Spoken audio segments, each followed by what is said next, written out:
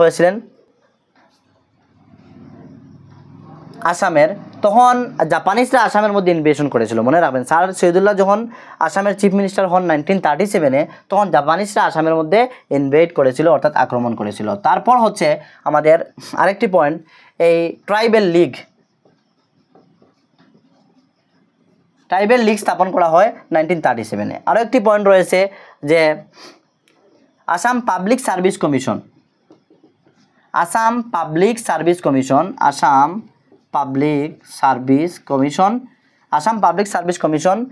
Came into force, অর্থাৎ বলতে পারেন কেম ইনটু ফ্রন্ট, বলতে পারেন ফ্রন্টে এসেছিল আসাম পাবলিক সার্ভিস কমিশন এই 1937-এ। এই জায়গা থেকে আমাদের 3টি পয়েন্ট জাস্ট হলেই চলবে। আর মনে রাখবেন, যদি এক্সামের মধ্যে আসে যে কোন সময়ে জাপানিজরা আসামের মধ্যে আক্রমণ করেছিল, তা হচ্ছে 1937-এ। তখনকার সময় চিফ মিনিস্টার কে ছিলেন? স্যার শহীদুল্লাহ ছিলেন। তো আমাদের এই জায়গা থেকে এতটুকু কনসেপ্ট ক্লিয়ার হয়েছে। তারপরে আমরা ডাইরেক্টলি চলে যাব 1942-তে। 1942-তে আমাদের এত ইম্পর্ট্যান্ট পয়েন্ট রয়েছে। 1942-তে আমরা জানি ভারত জুড়ে আমাদের কোয়াইট ইন্ডিয়া মুভমেন্ট আরম্ভ হয়েছিল বাই মহাত্মা গান্ধী। আর এই কোয়াইট ইন্ডিয়া মুভমেন্ট, যাকে আগস্ট ক্রান্তি মুভমেন্ট বলা হয়, যাকে এই জন্য ক্রান্তি মুভমেন্ট বলা হয় কারণ এই ময়দান থেকে আরম্ভ হয়েছিল, আর আগস্ট মাসে ছিল, তাকে আগস্ট ক্রান্তি মুভমেন্ট বলা হয়। আর এই মুভমেন্টের মধ্যে Mahatma Gandhi do or die মিছিল দিয়েছিলেন, আমরা সবাই জানি। তাকে ভারত ছাড়ো আন্দোলন বলেও জানা যায় বাংলাতে। তো আমরা 1942-তে কোয়াইট ইন্ডিয়া মুভমেন্ট যখন আরম্ভ হয়, সমগ্র ভারতের মধ্যে আরম্ভ হয়, আসামের মধ্যেও আরম্ভ হয়। তো প্রশ্ন আসে, আসামের মধ্যে ফার্স্ট মহিলা যিনি কোয়াইট ইন্ডিয়া মুভমেন্টের মধ্যে কি হয়েছিলেন, শহীদ হয়েছিলেন, তিনি হচ্ছেন কনকলতা বড়ুয়া, আমরা সবাই জানি।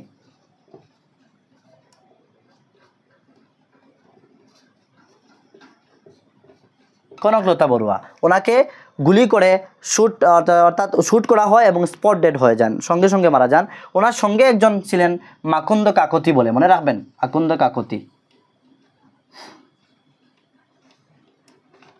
মাকুন্দ কাকতি বলে একজন ছিলেন, ওনার সঙ্গে উনিও স্পট ডেড হয়ে যান।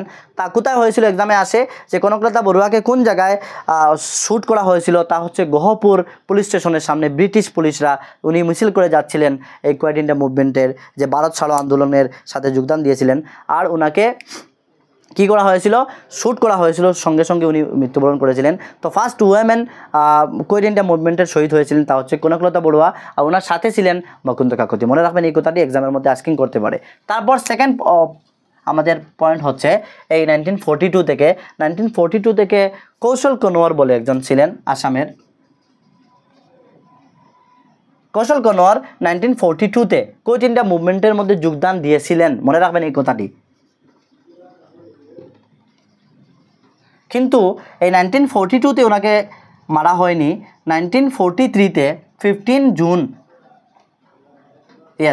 জুনে 1943-এর 15 জুনে কৌশল কনোয়ারকে ফাঁসি দেওয়া হয়। তো এই জায়গায় প্রশ্ন আসে যে কোয়াইট ইন্ডিয়া মুভমেন্টের সময় অনলি ওয়ান পারসনকে ফাঁসি দেওয়া হয়েছিল আসামের, তিনি কে? তিনি হচ্ছেন কৌশল কনোয়ার। তিনি হচ্ছেন কি? কৌশল কনোয়ার। কোন তারিখে দেওয়া হয়েছিল?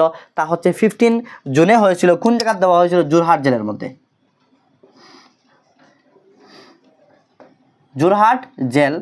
যোরহাট জেলের মধ্যে দেওয়া হয়েছিল। দেখেন এই জায়গা থেকে 1943 থেকে কী কী পয়েন্ট হতে পারে।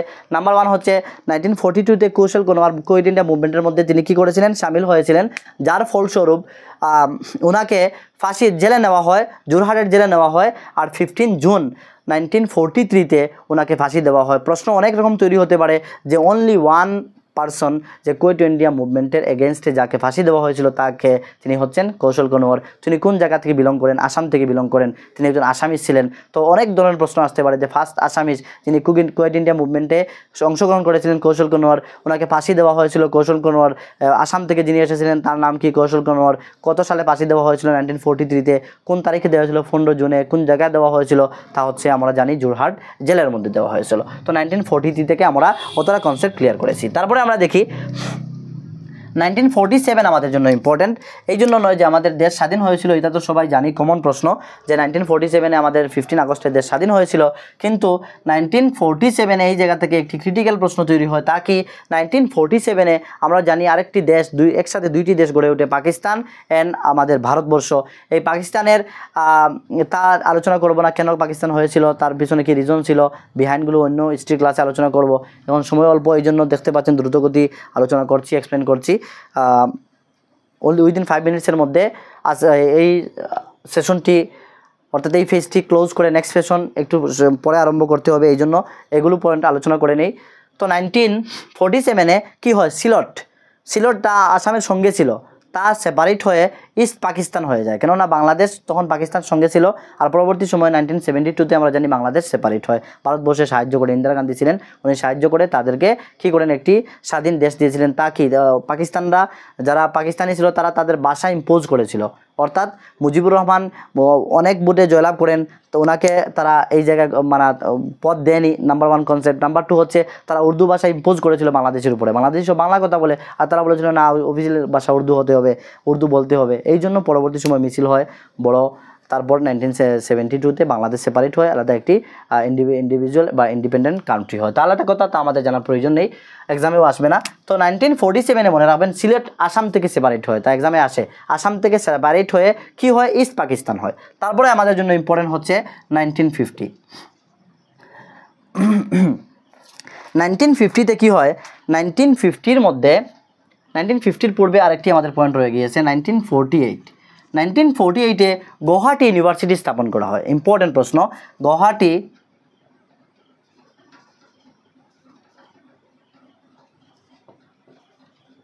ইউনিভার্সিটি স্থাপন করা হয়, গৌহাটি ইউনিভার্সিটি স্থাপন করা হয় কত সনে, 1948। তারপরে আমাদের চলে যাব 1950 অবধি পর্যন্ত। 1950 কী হয়, 1950 আসাম একটি প্রভিন্স ছিল পূর্বে, তো তারপর 1950 কনস্টিটিউয়েন্ট স্টেট হিসাবে পরিগণিত হয়, অর্থাৎ আসাম তখন পর্যন্ত কিন্তু মেঘালয়া, নাগাল্যান্ড, মিজোরাম এগুলি আসামের সঙ্গে ছিল, মনে রাখবেন। তারপর আস্তে আস্তে সেপারেট হয়, 63 মেঘালয়া সেপারেট হয়, নাগাল্যান্ড সেপারেট হয়েছিল, তারপরে মেঘালয়া, মিজোরাম সেপারেট হয়েছিল 73 72 আমরা দেখবো, এগুলো আলোচনা করব। মণিপুর, ত্রিপুরা 72 ইন্ডিভিজুয়াল স্টেট হয়েছিল, তা নিয়ে আমরা পরবর্তী সময় আলোচনা করব। 79 আসাম অ্যাকর্ড আরম্ভ, আসামের যে মুভমেন্ট আরম্ভ হয়, তারপরে 1985 কি আসাম অ্যাকর্ড হয়, তা আমরা আরেকটি ফেজের মধ্যে আলোচনা করব। এখন হাতে যেহেতু সময় নেই, আপনাদের কাছ থেকে কয়েক মিনিট সময় নিচ্ছি, তারপর আমরা আলোচনা করব। 1950 পর্যন্ত আমরা আলোচনা করে নিয়েছি। 1950 কী হয়েছে, আমাদের আসাম একটি কনস্টিটিউয়েন্ট স্টেট হয়েছে। যদি এক্সামের মধ্যে আসে যে কখন আসাম কনস্টিটিউয়েন্ট স্টেট হয়েছিল, অর্থাৎ 1950 মনে রাখবেন, 1950 দেশ স্বাধীন হয়েছিল 1947, কিন্তু 48 49 50 গিয়ে আমাদের আসাম একটি কনস্টিটিউয়েন্ট স্টেট হিসাবে পরিগণিত হয়েছিল। আর তারপর আমরা দেখব যে আসাম যখন এরপর আসাম থেকে কোন কোন স্টেট সেপারেট হয়। 1951 কী হয়, 1960 ল্যাঙ্গুয়েজ বিল আছে, 1951 কমিশনার বিল আছে, অনেকটা কনসেপ্ট রয়েছে, আমাদের আলোচনা করতে হবে। তাই শর্টকাট না করে আর একটু সময় নিচ্ছি, আমি আলোচনার মধ্যে চলে আসছি আপনাদের ক্লাসের মধ্যে উইদিন 5-6 মিনিটের মধ্যে, যেহেতু নামাজের সময় হয়ে গিয়েছে। তো এই ফেজের মধ্যে চলে আসছি কয়েক মিনিটের মধ্যে আপনাদের সামনে আবার। তো আমরা এরপর থেকে হিস্ট্রি টাইমলাইন দেখব, আমরা 1995 অবধি পর্যন্ত দেখব, তারপর আমাদের কনসেপ্ট ক্রিয়েট হয় না, বিলকুল মডার্ন হিস্ট্রি, আমাদের আসামের মডার্ন হিস্ট্রি কভার হয়ে যাবে, জীবনে কোনো ডাউট থাকবে না, সিকোয়েন্স অনুসারে আমরা যেভাবে আলোচনা করেছি তা কমপ্লিট হবে। তো সঙ্গে অনেক সময় থেকে আলোচনা করছি আপনাদের সাথে। একটি কথা আপনাদেরকে বলি, মনবেন স্যার সবসময় ক্লাসে বলেন যে যারা আপনারা নতুন এসেছেন এখন অবধি পর্যন্ত চ্যানেলটি সাবস্ক্রাইব করেননি, চ্যানেলটি সাবস্ক্রাইব করে রাখবেন, কেননা বরাকবেলির মধ্যে একটি এডুকেশনাল চ্যানেল, হয়তো এই রকমের আর কোনো চ্যানেল নেই যে সব প্রতিটা সাবজেক্টকে গাইড করা হয়, আর প্রতিটা কম্পিটিটিভ এক্সামের জন্য গাইড করা হয়। লাস্ট সিটেটের জন্য গাইড করা হয়েছে, সামনে আসাম টেট আসলেও গাইড করা হবে, সিটেট আসলেও গাইড করা হবে, প্রতিটা এক্সামের জন্য গাইড করা হবে। আর আপনারা অনেক ভালোবাসা আমাকে দিয়েছেন, অনেক সাপোর্ট করেছেন, এখন অবধি পর্যন্ত অনলি 3 মান্থ হয়েছে, 3 মান্থে আপনারা 1400 প্লাস আমাকে সাবস্ক্রাইব করেছেন, জয়েন করেছেন, শেয়ার অনেকটা করেছেন। তো আমি আপনাদের কাছে একটা আপিল রাখবো, এজ এ টিচার হিসাবে, এজ এ ছোটো গাইডার হিসাবে, আপনারা আপনাদের সোশ্যাল মিডিয়া, আপনাদের ফ্রেন্ড সার্কেল, আপনাদের রিলেটিভ যে বা যারা আছেন সবাইকে সুযোগ সুবিধা প্রদান করে দেন, চ্যানেলটি সবাইকে শেয়ার করবেন, ক্লাসগুলো শেয়ার করবেন, যদি ভালো লাগে আপনারা ডেফিনেটলি লাইক করবেন, ফিলিংস এক্সপ্রেস করবেন কমেন্টের দ্বারা, এবং যদি কোনো ডাউট থেকে তাকে কমেন্ট করবেন। নেক্সট ক্লাসের মধ্যে তার ডাউট নিয়ে আলোচনা করব, এবং সবাই একটি একটি করে লাইক করবেন। আর যে নতুন ওয়াচ করছেন, যদি আপনি কম্পিটিটিভ এক্সামের ফিল্ডে রয়েছেন, তার প্লেলিস্টে ক্লাসেস রয়েছে, বিভিন্ন ক্যাটাগরির ক্লাসেস, রিজনিং, ম্যাথসের, ইংলিশের ক্লাসেস রয়েছে, দেখতে পারবেন গিয়ে। এবং এই ক্লাসটি যদি আপনার ভালো লাগে, ডেফিনেটলি আপনিও শেয়ার করে আপনার বন্ধুদের সাথে আপনার সোশ্যাল মিডিয়া বিভিন্ন ক্ষেত্রে শেয়ার করে স্প্রেড করে দিবেন। তো এখন আপনাদের কাছ থেকে বিদায় নিচ্ছি। আমি উইদিন 5-6 মিনিটের মধ্যে আপনাদের সামনে আবার চলে আসব।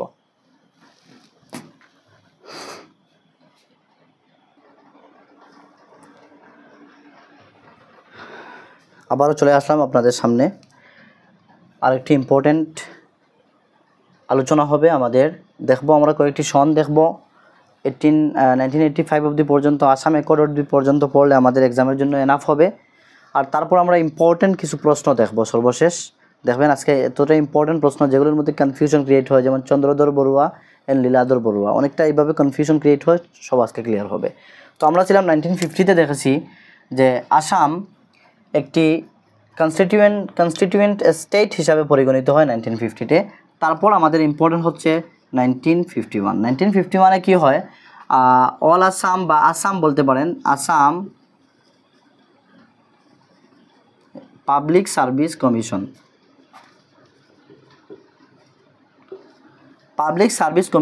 স্থাপন করা হয়। এক্সামের মধ্যে আসতে পারে 1951-এ আসাম পাবলিক সার্ভিস কমিশন স্থাপন করা হয়। তারপর আমাদের জন্য ইম্পর্টেন্ট হচ্ছে 1958-এ কী হয়, ইম্পর্টেন্ট একটি প্রশ্ন এই জায়গা থেকে তৈরি হতে পারে। 1958-এর মধ্যে the north eastern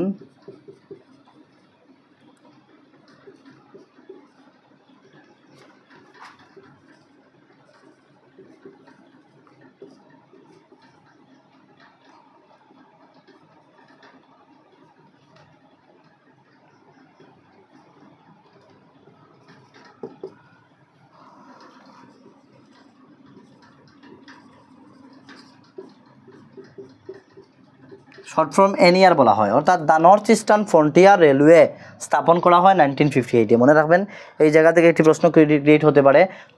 north eastern যেহেতু এসেছে, নর্থ ইস্টের মধ্যে ফ্রন্টিয়ার রেলওয়ে স্থাপন করা হয়, যাকে শর্ট ফর্ম এনইআর বলা হয়। নর্থ ইস্টার্ন ফ্রন্টিয়ার রেলওয়ে 1958-এ স্থাপন করা হয়। তারপর ইম্পর্টেন্ট হচ্ছে আমাদের 1960 কী হয়, দ্য ল্যাঙ্গুয়েজ বিল পাস করা হয় আসামের মধ্যে। 1960-তে কী হয়, 1960-তে ল্যাঙ্গুয়েজ বিল পাস করা হয়। ল্যাঙ্গুয়েজ বিল,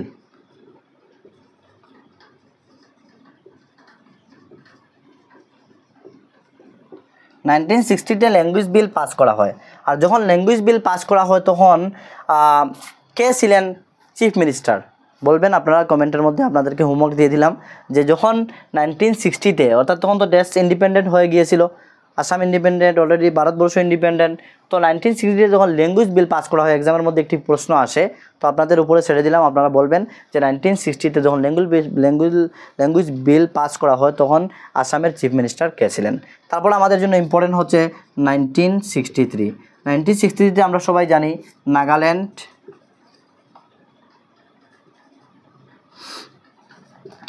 আসাম থেকে সেপারেট হয়। 1963-তে নাগাল্যান্ড আসাম থেকে সেপারেট হয় এবং একটি ইন্ডিপেন্ডেন্ট স্টেট হিসাবে পরিগণিত হয়। তারপরে আমরা দেখব আমাদের জন্য ইম্পর্টেন্ট হচ্ছে, সবথেকে ইম্পর্টেন্ট 1967-এ কী এমন হয়েছিল তার জন্য আমি ইম্পর্টেন্ট বলছি। দেখেন তো কী হয়েছিল। আর এই ল্যাঙ্গুয়েজ বিল যখন পাস হয়েছিল তখন কে চিফ মিনিস্টার ছিলেন, আপনারা কমেন্টে সবাই বলবেন। তো 1967-এ কী হয়েছিল, দুইটি ইউনিয়ন স্থাপন হয়েছিল। একটি হয়েছিল অল বডো স্টুডেন্টস ইউনিয়ন, আর আরেকটি স্থাপন হয়েছিল 8 আগস্ট। মনে রাখবেন 8 আগস্ট, এই জায়গায় কনফিউশন হয়।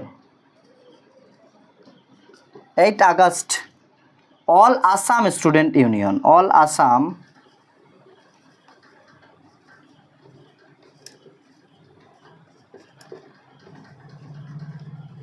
স্টুডেন্টস ইউনিয়ন, যাকে আমরা শর্ট ফর্ম আসু বলে জানি, আসু বলে আমরা অনেকে জানি।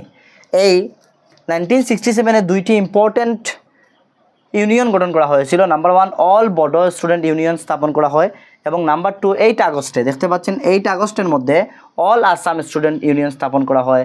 তাকে আমরা শর্ট ফর্ম আসু বলে থাকি, ASU আসু বলে থাকি।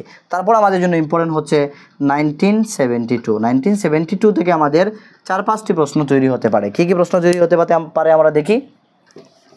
1972-তে নাম্বার 1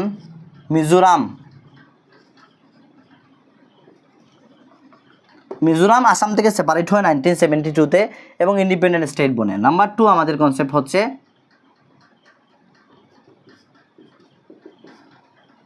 মেঘালয় আসাম থেকে সেপারেট হয় এবং একটি ইন্ডিপেন্ডেন্ট স্টেট বনে।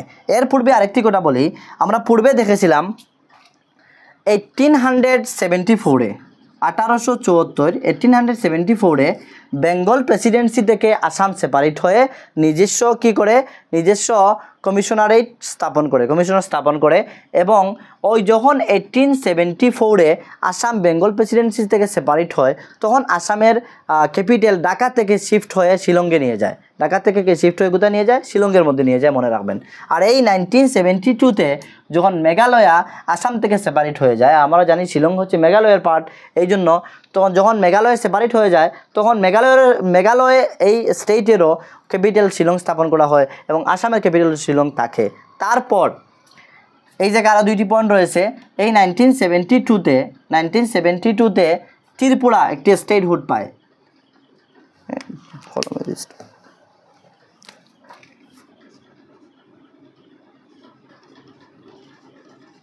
ত্রিপুরা স্টেটহুড লাভ করে, অর্থাৎ ত্রিপুরা একটি স্টেট হয় 1972-তে। সেম আরেকটি আমাদের কনসেপ্ট রয়েছে 4তম, তা হচ্ছে কি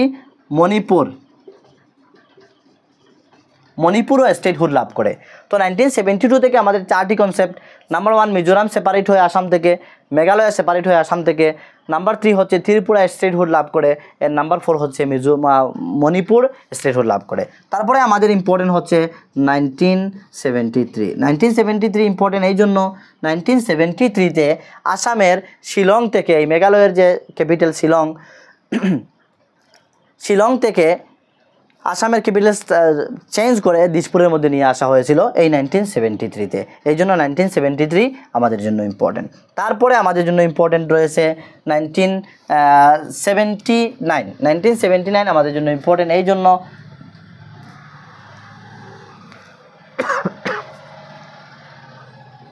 1979-এ কী হয়? আসাম আন্দোলন আরম্ভ হয়। 1979-এ আসামের মুভমেন্ট আরম্ভ হয়, আসামের আন্দোলন আরম্ভ হয়। তারপর 1985-এ আসাম অ্যাকর্ড হয়, অর্থাৎ আসাম ছাত্র এবং সরকারের মধ্যে আসাম অ্যাকর্ড হয়, আমরা সবাই জানি। আর আসাম অ্যাকর্ডের ফলস্বরূপ কী কী হয়েছিল আমরা দেখি। নাম্বার 1 হচ্ছে শ্রীমন্ত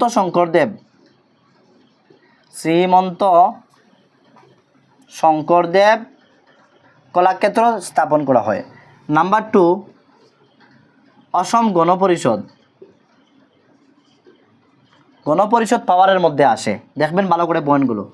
নাম্বার 3 হচ্ছে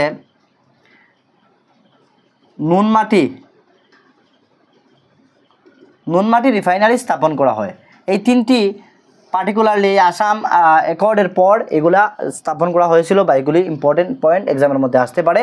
আর তখনকার সময়ে কিন্তু দেশের প্রাইম মিনিস্টার ছিলেন, অর্থাৎ এই 1985-এ প্রাইম মিনিস্টার ছিলেন, মনে রাখবেন, রাজীব গান্ধী তখন 1985-এ প্রাইম মিনিস্টার ছিলেন। তখন 1984-এ তো অলরেডি ইন্দিরা গান্ধীকে অ্যাসোসিয়েট করা হয়েছিল, 85-এ রাজীব গান্ধী ছিলেন, এই কথাটি মনে রাখবেন, প্রাইম মিনিস্টার আস্কিং করা হয়। আর যখন এই 1973-তে ক্যাপিটাল শিলং থেকে দিসপুরে স্থাপন করা হয়, দিসপুরে যখন শিফট করা হয় তখন আস্কিং করে যে তখনকার সময়ে আসামের চিফ মিনিস্টার কে ছিলেন? তখনকার সময়ে আসামের চিফ মিনিস্টার ছিলেন শরৎচন্দ্র সিনহা, মনে রাখবেন।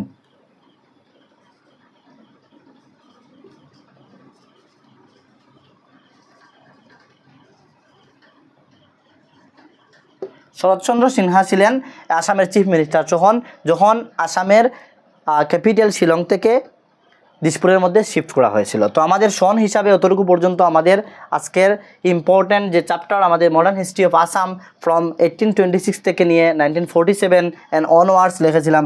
1947 দেখতে পাচ্ছেন এই পর্যন্ত, আর তারপর আমরা এতটুকু আলোচনা করেছি। বিলকুল আমাদের Assam history, Assam modern history cover হয়ে গিয়েছে।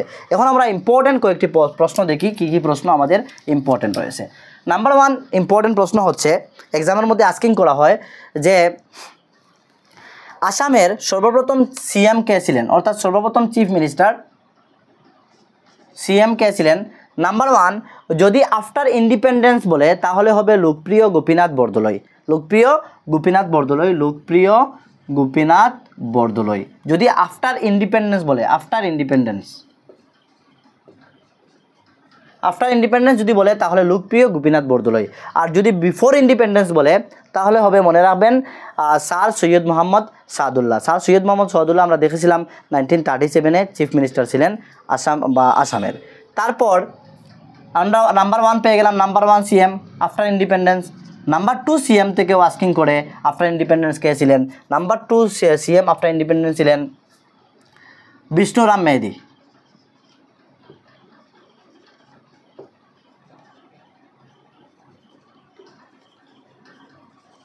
বিষ্ণুরাম মেহদি ছিলেন নাম্বার 2 সিএম, আসামের সেকেন্ডতম সিএম ছিলেন।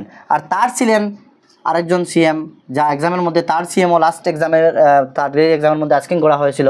তার সিএম ছিলেন বিমলা প্রসাদ Chaliha.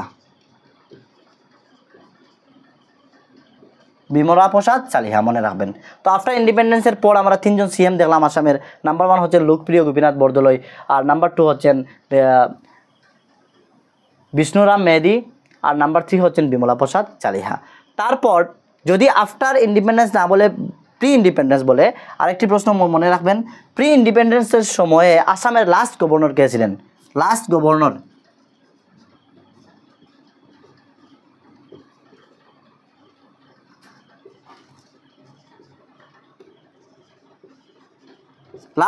Of Assam pre independence, before ইন্ডিপেন্ডেন্সে আসামের কে গভর্নর ছিলেন? মনে রাখবেন, স্যার আকবর হায়দারি।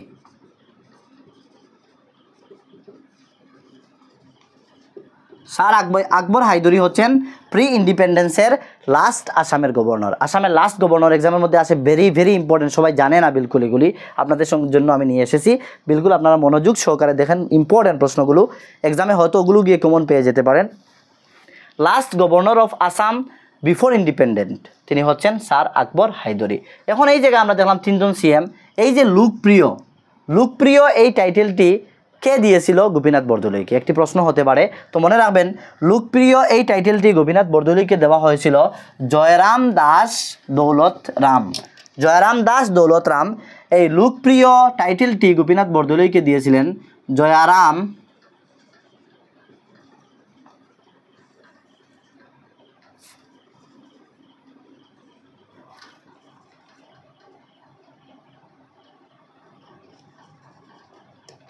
দাস দৌলত রাম। মনে রাখবেন, এই লোকপ্রিয় যে টাইটেলটি গোপীনাথ বরদলৈকে দেওয়া হয়েছিল, তিনি এই লোকপ্রিয়টি দিয়েছিলেন জয়রাম দাস দৌলত রাম দিয়েছিলেন। আরেকটি আমাদের প্রশ্ন ক্লিয়ার হলো। তারপরও আরেকটি আমাদের প্রশ্ন,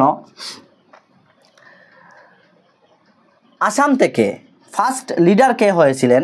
প্রশ্ন তৈরি হতে পারে, who was the first leader from Assam of কংগ্রেসের ওয়ার্কিং কমিটি, অর্থাৎ কংগ্রেস ওয়ার্কিং কমিটির ফার্স্ট লিডার আসাম থেকে কে হয়েছিলেন? ইলেক্টেড হয়েছিলেন। অর্থাৎ আসাম থেকে কে প্রথম কংগ্রেসের ওয়ার্কিং কমিটির সদস্য হয়েছিলেন, আসামের লিডার হয়েছিলেন। অর্থাৎ কে আসামের, ভালো করে প্রশ্নটি বুঝবেন, আসামের কে প্রথম লিডার হয়েছিলেন ইলেক্টেড কংগ্রেসের ওয়ার্কিং কমিটির? তিনি হচ্ছেন কে? তরুণ রাম ফুকন। মনে রাখবেন,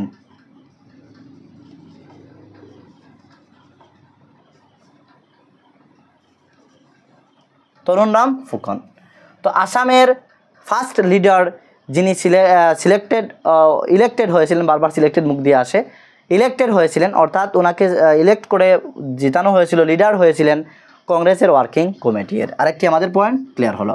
তারপর আরেকটি পয়েন্ট আসে যে আমরা দেখেছিলাম ভারতবর্ষের মধ্যে যখন বেঙ্গল সেপারেট করা হয় 1905-এ কার্জনের দ্বারা, তারপর স্বদেশী মুভমেন্ট আরম্ভ হয়। স্বদেশী মুভমেন্ট আসাম থেকে আরম্ভ করেছিলেন আম্বিকাগিরি রায়চৌধুরী।